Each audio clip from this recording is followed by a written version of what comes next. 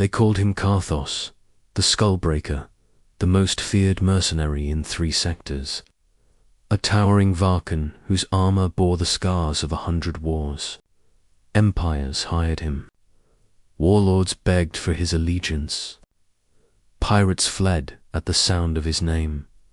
But tonight, as he stood before the Galactic Tribunal, his voice trembled, and the galaxy noticed. Karthos never feared anything, but the story he carried carved terror into his bones. A young senator leaned forward. "Mercenary Karthos, the court demands your testimony.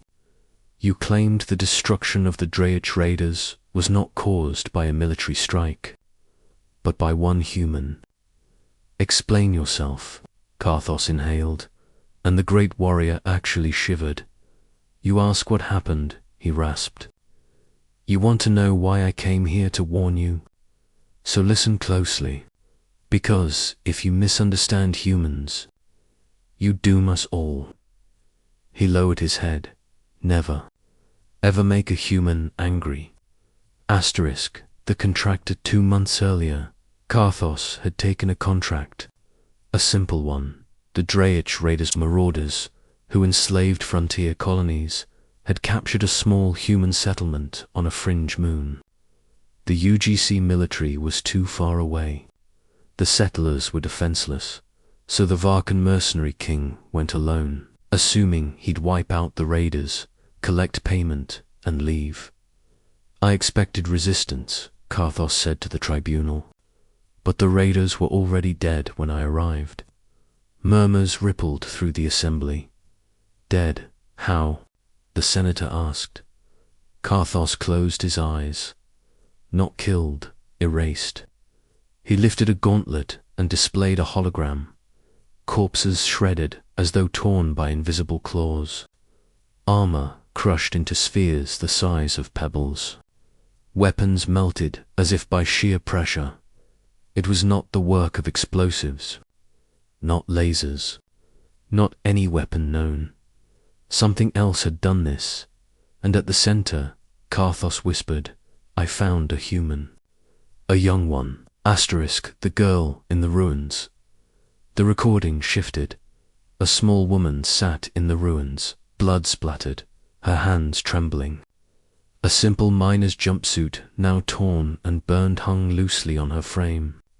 Her chest heaved with quiet, steady breaths.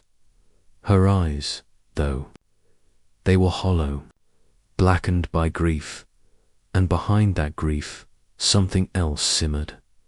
Karthos clenched his fists. She did not see me at first. She only stared at the burning remains of her home. He stepped into the image. His towering form approached slowly. "Human," he rumbled gently. "Are you injured?" The girl looked up. Her voice was almost too soft to hear.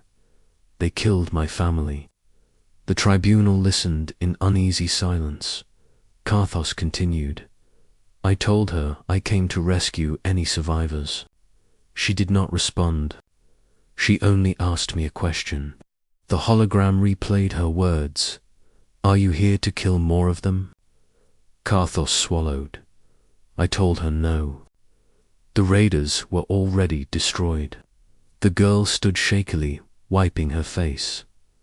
"That's good," she whispered, "because I wasn't finished. But my power is what he witnessed. She was a civilian. No implants, no augmentations, nothing." Karthos's voice cracked. "Yet she massacred over 3,000 elite raiders." The senator scoffed. "Impossible. Even human marines." Karthos slammed a hand onto the podium, cracking the reinforced alloy. I saw it. The entire hall fell silent. He continued, breathing heavily. "She told me what happened. She didn't mean to do it. Humans, they have a limit, an emotional boundary, and when it shatters..." He searched for words. "I have seen cyborg warlords, psionic none compare." Karthos projected another recording. This one from the radar cameras he recovered.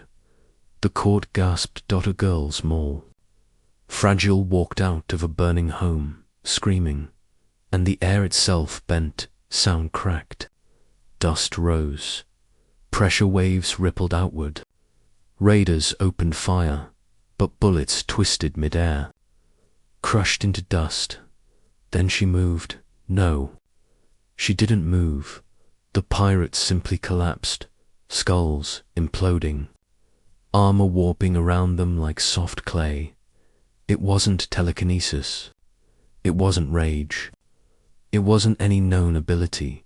It looked like raw human survival instinct unleashed, like something ancient, buried deep in their evolutionary code, had detonated. She didn't fight like a soldier, Karthos whispered. She fought like a cornered animal protecting its young, except she had no young left to protect. So she protected their memory instead. The conversation, when the girl finished telling her story, Karthos knelt beside her. "What is your name?" he asked. She stared at the ruins around her. "Emma," she whispered. "Emma Callan." "Emma," he said softly. "The galaxy will seek to use you, to study you, to fear you." She didn't answer for a long time. Finally, she whispered, "I don't want to be a weapon." Karthos actually softened. "You aren't. You are a survivor." But she shook her head. "No, survivors live. I ended things." He rested a heavy armored hand on her shoulder. "What you did is not who you are." Emma's eyes shimmered with tears. "Then what am I?" Karthos hesitated. "You are human. And that is enough." Why he came to warn the Galaxy. Karthos finished his testimony. That girl had lost everything, and the universe unleashed something inside her. The raiders didn't die from hate. They died from instinct. The tribunal stared in disbelief. One counselor muttered, "So you're saying humans possess a latent ability?" The Karthos shook his head sharply. "No, not an ability." He leaned closer, his voice low, reverent. "A potential.